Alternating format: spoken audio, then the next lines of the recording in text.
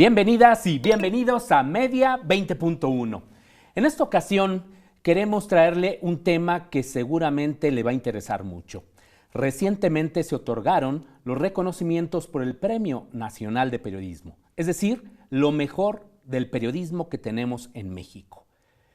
¿Cuáles son los temas que abordan los periodistas, las periodistas aquí en nuestro país? ¿Qué les preocupa? ¿Cómo está, por ejemplo, ahora la participación de los medios tradicionales, es decir, los medios impresos, la radio, la televisión, comparado con los nuevos medios? Bueno, de este y otros temas vamos a hablar con Bruno Hernández Levy. Él fue presidente justo del jurado del Premio Nacional de Periodismo y él también dirige la estación de radio de la Universidad Autónoma de Morelos, donde también es profesor e investigador. Antes de la entrevista, le invito a ver, como cada semana, algunos de los hechos destacados en materia de medios y telecomunicaciones con Paulina Gómez.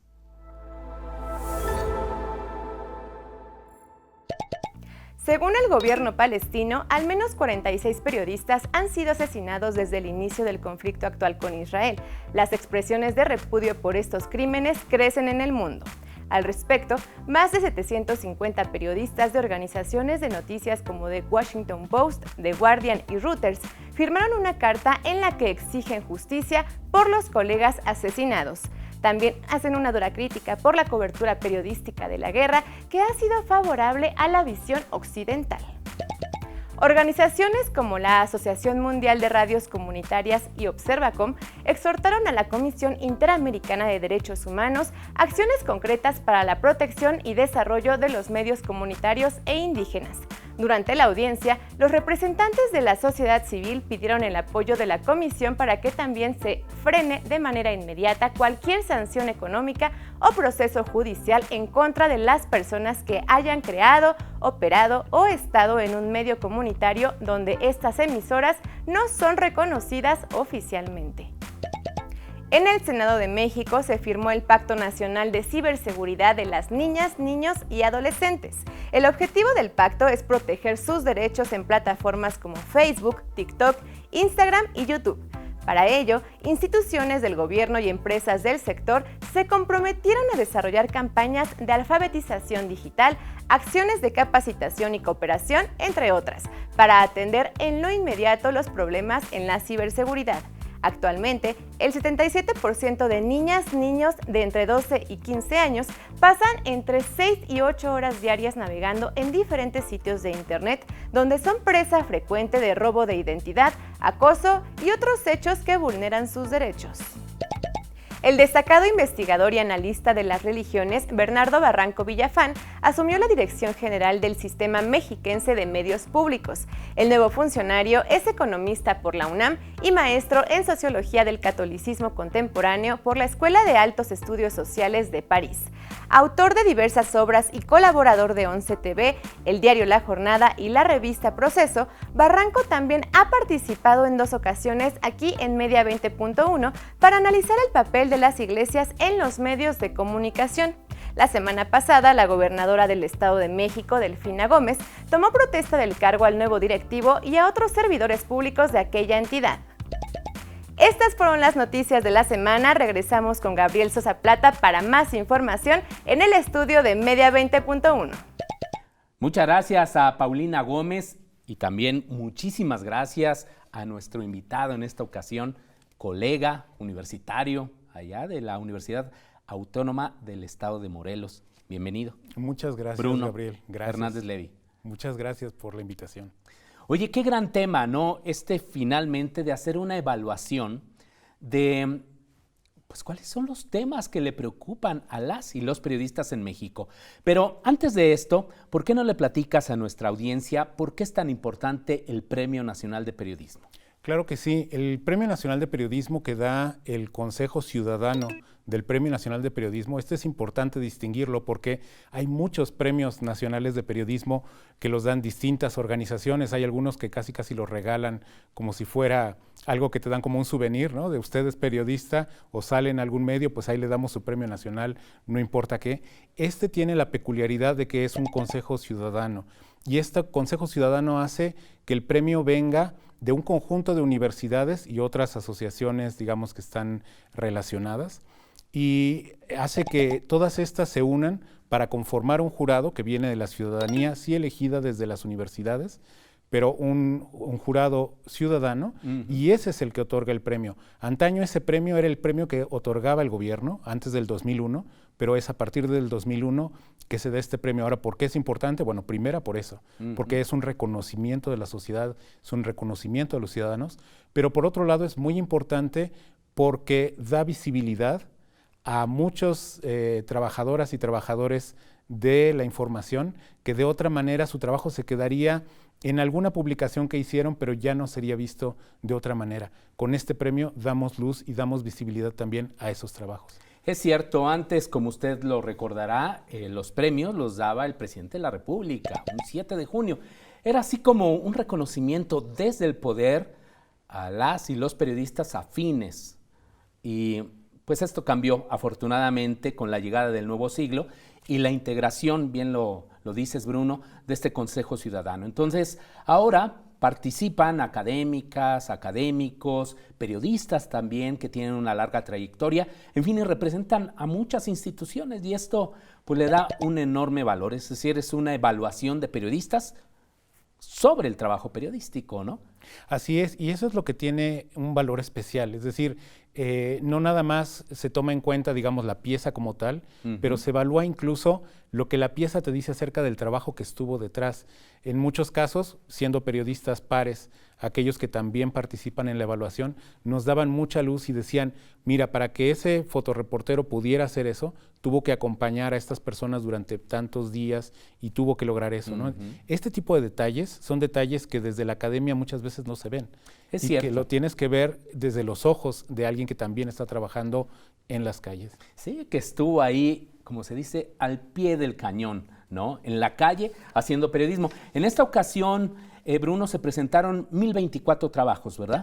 Así es. Bueno, se presentaron más, pero los que quedaron listos para evaluación fueron 1024. Exactamente. Bueno, hay que decir también a la audiencia que los premios, pues en este caso se diferencian por las categorías.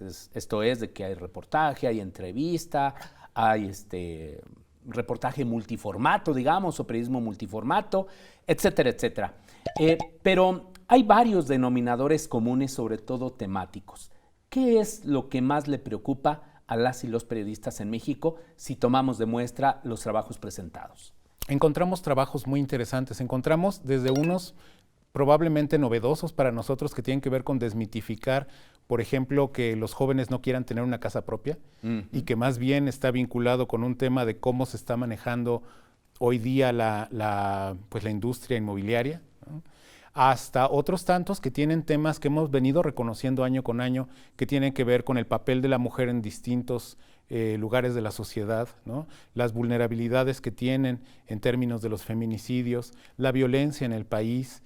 Encontramos también que también año con año es un tema recurrente, las preocupaciones sobre la libertad de expresión, ¿no? Por ejemplo, tenemos otros temas que también tienen que ver, bueno, decíamos desapariciones, ¿no? Como en el caso de la portada de Gaceta UNAM, ¿no? Sí, claro. Que trataba justamente este tema de un Devani. feminicidio, ¿no? Claro. Devani. Exacto.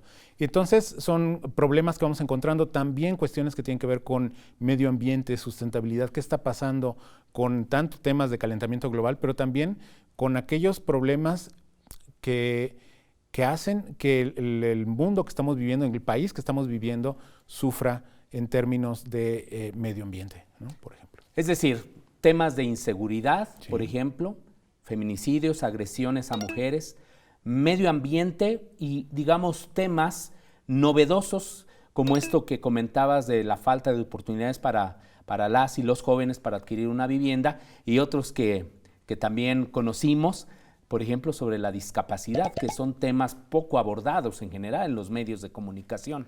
Ese fue probablemente, con respecto, por ejemplo, al año pasado, fue uno de los temas que me parece que fueron innovadores entre, digamos, los ganadores de este año, ¿no? Es decir, encontrar un producto que coloca a las personas con discapacidad en un punto diferente, que no las coloca en este tema un poco como de que den pena o de que, ¿no? O sea, este tipo de lógica hace que podamos verlos con otra perspectiva, desde otro lugar, ¿no? Y se cuenten historias acerca de ellos, pero también con ellos, ¿no? Y eso sí fue una diferencia con respecto al año pasado, por ejemplo.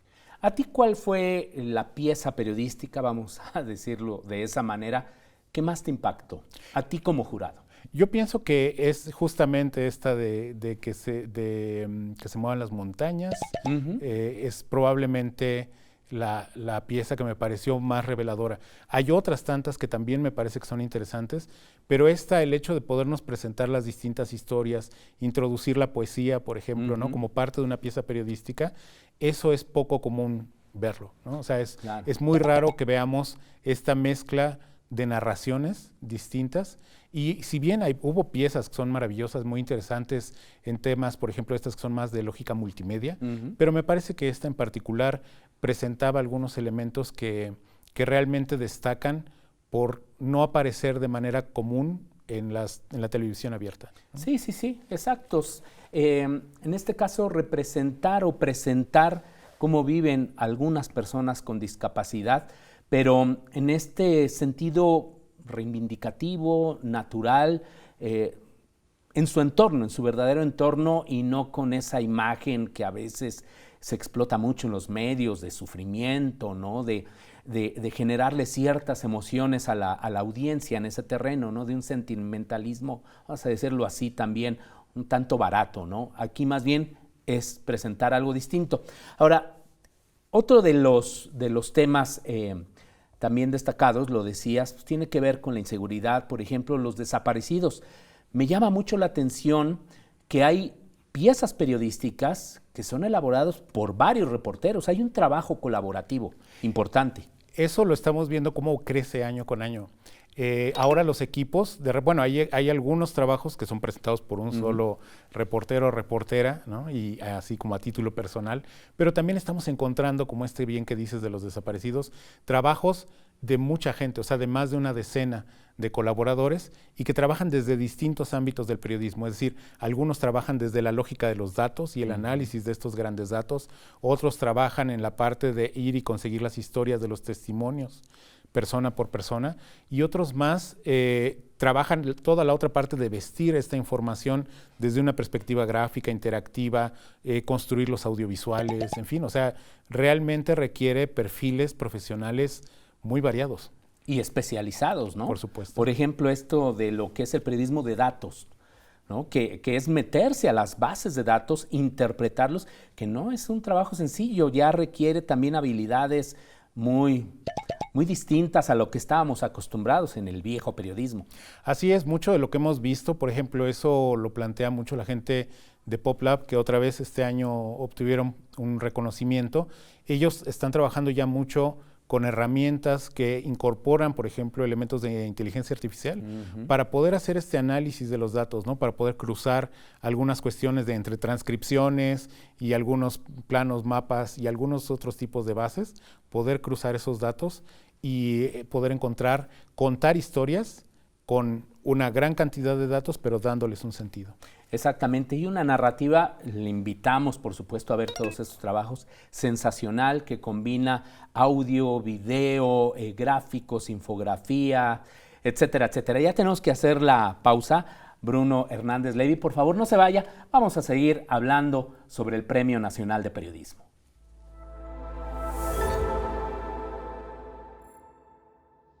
El periodo de la vida de niñas y niños, desde que nacen hasta antes de los 6 años, se conoce como primera infancia. Es el momento de mayor desarrollo y maduración en la vida. Pero, ¿qué es lo que se desarrolla y madura? Entre otras cosas, en los primeros años de vida, el cerebro llega a formar millones de conexiones neuronales por segundo. Y en estos años es mucho más flexible para reorganizarse y adaptarse.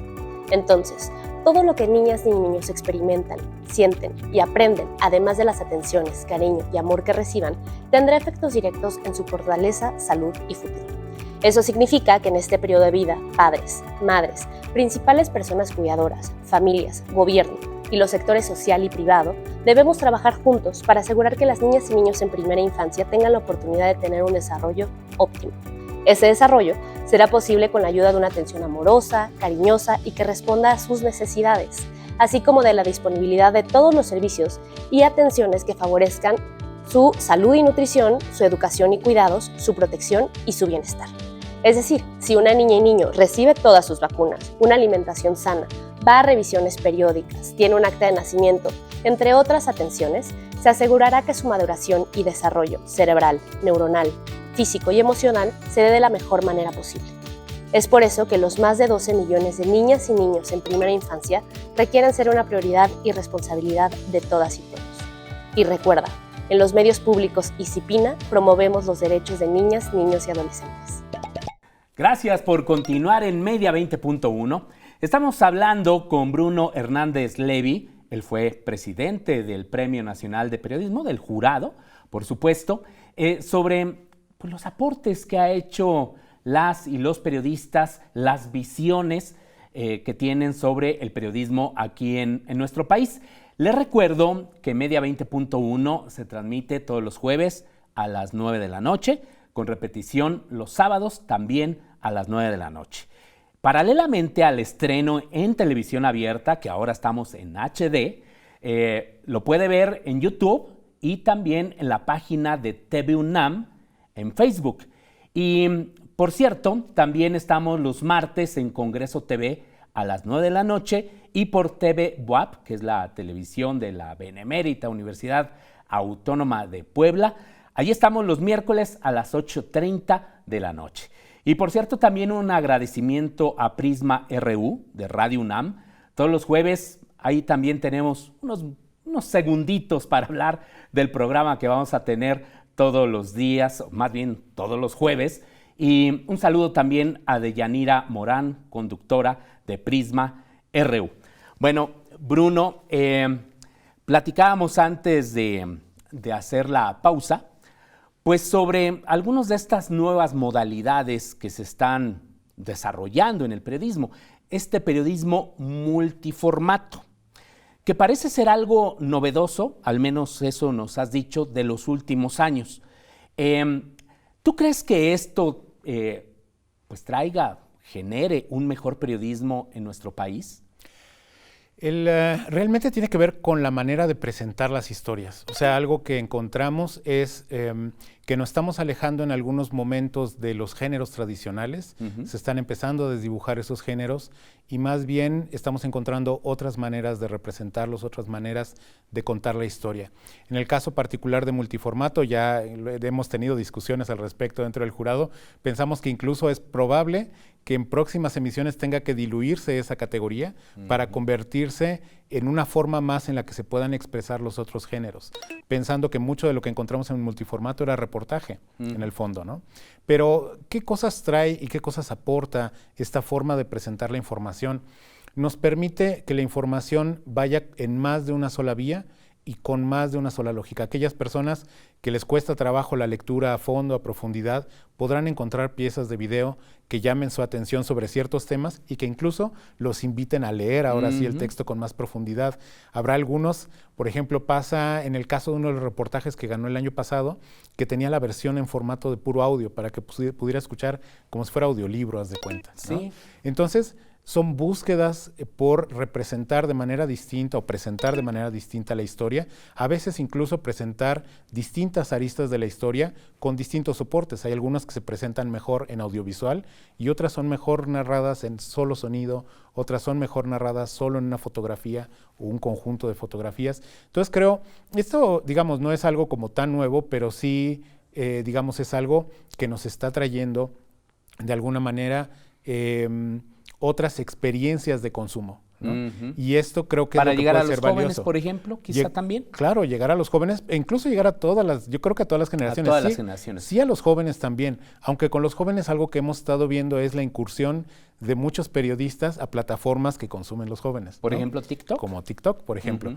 O incluso gente que no necesariamente se formó de origen como periodista, pero que son gente, por ejemplo, científicos o qué sé yo, que ahora poco a poco se han acercado a estos medios y que de alguna manera han incursionado en el periodismo, como ha pasado toda la vida que teníamos abogados dando las noticias en la televisión, ¿no? Sí, es cierto, han cambiado ahora todas estas formas narrativas, de expresión, de presentación del periodismo en nuestro país y se utiliza así, pues la multiplataforma para estar presente en todas las audiencias. Ahora bien, algo que escribió recientemente Roberto Fuentes Vivar, que había sido también el presidente del jurado del Premio Nacional de Periodismo, me llamó mucho la atención porque es cierto. Él dice, entre otras cosas, que los medios tradicionales, es decir, las grandes empresas, Televisa, TV Azteca, El Universal, Milenio, en fin, ya no presentan los grandes reportajes. Claro, hay excepciones, ¿no? Televisa, por ejemplo, presentó varias cosas notables en este premio, pues, o en esta edición. Pero ahora parece ser que son los nuevos medios, o más bien los nuevos proyectos periodísticos que se están desarrollando en Internet, las que están arriesgando más temáticamente de un periodismo también de mayor profundidad. ¿Tú coincides con esta apreciación? Pienso que sí, o sea, al final las televisoras, sobre todo las comerciales, están apostando como siempre a un tema de negocio y de venta, es decir, yo te voy a crear la información o colocar la información que me parezca que puede generar un mayor número de espectadores, un mayor número de vistas o de comentarios de sobremesa y que haga que atraiga la atención a mi medio y por ese medio pueda yo vender, ¿no? En el caso de la televisión pública es un poco distinto y por eso es de dar gusto que estemos viendo ejemplos de otras aproximaciones, ¿no? En el caso de los medios públicos.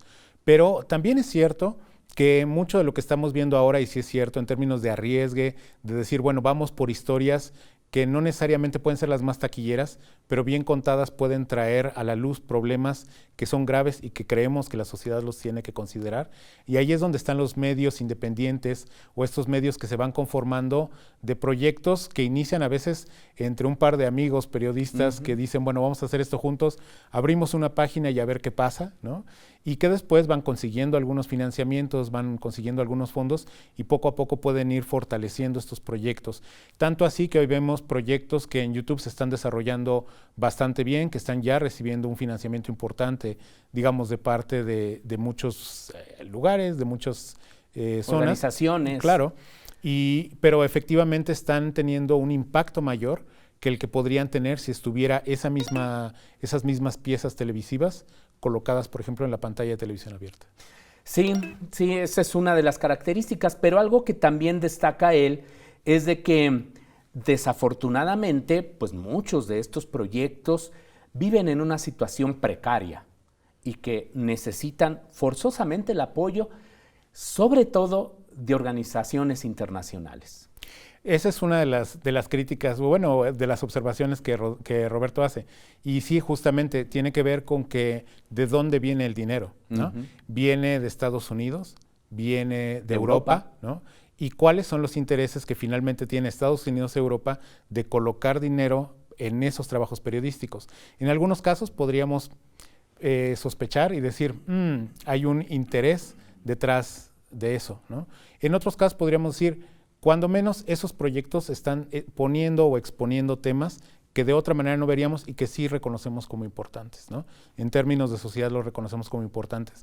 Pienso que Roberto tiene un acierto ahí en hacer una pausa y mirar y decir, realmente de dónde está viniendo el dinero y detrás de ese financiamiento, cuál es el interés que hay porque ese tipo de periodismo se desarrolla en México. Qué interesante, por eso es importante también esto que hemos llamado la alfabetización mediática e informacional, para que leamos en conjunto todos estos medios, que es imposible hacerlo, se ha vuelto exponencial los contenidos, las propuestas a través de las diferentes plataformas, pero si estamos interesados como audiencias en seguir algún tema en particular, siempre hay que meterse un poquito más de quién la difunde, quién escribe y qué intereses podrían estar detrás de esa pieza periodística. Son las preguntas clásicas que hemos hecho desde siempre, desde la Escuela de Comunicación. ¿Quién dice qué, desde dónde y por qué lo dice, ¿no? ¿Para qué? ¿Con qué finalidad? ¿Qué es lo que está? ¿Quién te lo está diciendo? ¿Desde dónde te lo está diciendo? ¿Dónde está colocado cuando te lo dice? ¿No? ¿Y qué es lo que espera lograr? Porque al final no hay una comunicación que sea, vamos a hacerla porque sí. Es una comunicación intencionada, tiene una lógica. Hay algo, quiere llegar a algún punto. Ya sea desde decirte algo, como decimos, dar luz a algo que de otra manera no se vería, hasta poner tu atención en un lugar distinto a donde deberías de tenerla. Muy interesante lo que nos dices, Bruno. Bueno, hay que apoyar, por cierto, el periodismo independiente. Eso también creo que es parte de las responsabilidades que tenemos como audiencias, en el sentido de que eso fortalece en general el periodismo para que no sean los mismos de siempre los que generen este tipo de contenidos. Ya se nos terminó el tiempo, Bruno, pero en unos segundos, ¿cómo ves la calidad del periodismo en México a partir de lo que se ha presentado aquí en este Premio Nacional de Periodismo? Esto lo decía yo en la entrega del premio y lo dije en otros momentos. Me parece que el periodismo que se presenta en este premio es de muy alta calidad. Es un periodismo que nos muestra un trabajo profesional y lo interesante es que es un trabajo profesional también con gente joven. Es decir, no nada más es un trabajo profesional y de la experiencia de aquellos que llevan 50 años en el camino, sino también de mucha gente joven que pudimos ver en la premiación y que está haciendo un gran periodismo, arriesgando su vida con ese periodismo y un periodismo que tiene que ser reconocido desde la sociedad. Pues Bruno Hernández Levy, muchísimas gracias por acompañarnos en Media 20.1. Un gusto estar aquí contigo y con las audiencias. Y muchas gracias a usted. Hasta la próxima semana.